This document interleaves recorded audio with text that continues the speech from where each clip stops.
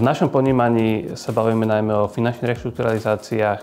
Tie sú aktuálne najmä pre firmy, ktorým sa znížila finančná výkonnosť a z toho dôvodu nie sú schopné splácať svoje existujúce záväzky alebo hrozí, že nebudú schopné splácať záväzky v budúcnosti.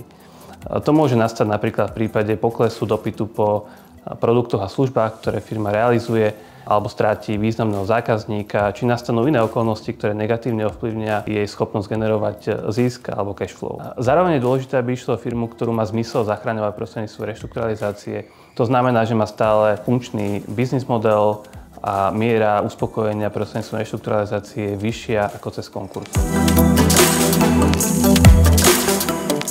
Konečným cieľom reštrukturalizácie je zabezpečenie pokračovania firmy do budúcnosti, taktiež dosiahnutie vyššej miery uspokojenia veriteľov ako cez konkurs. Dôležitým cieľom je aj zachovanie pracovných miest pre zamestnancov. To sa dosahuje prostredníctvom finančnej reštrukturalizácie, ktoré cieľom je zmena alebo zníženie záväzkov, prípadne cez prevádzkovú reštrukturalizáciu, ktoré cieľom je zefektívnenie prevádzkových procesov.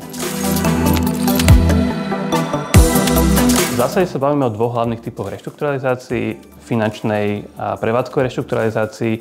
Finančná reštrukturalizácia je reštrukturalizácia, ktorej cieľom je zmena štruktúry záväzkov alebo ich zníženie.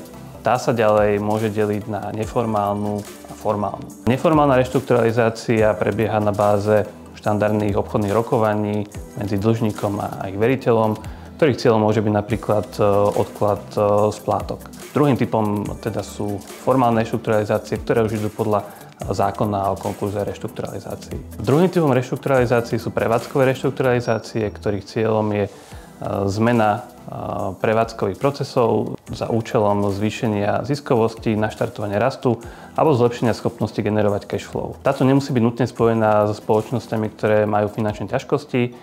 Môže ísť o situácie, kedy spoločnosť dosahuje nižšiu mieru ziskovosti ako je priemer sektora, prípadne čelí tlakom konkurencie alebo technologickým zmenám. Poskytujeme služby pre dlžníkov ako aj pre veriteľov. Ide najmä o poradenstvo pri získaní financovania alebo pri refinancovaní, podpora pri rokovaniach medzi dlžníkmi a veriteľmi alebo independent business review, z ktorého benefituje dlžník aj veriteľ.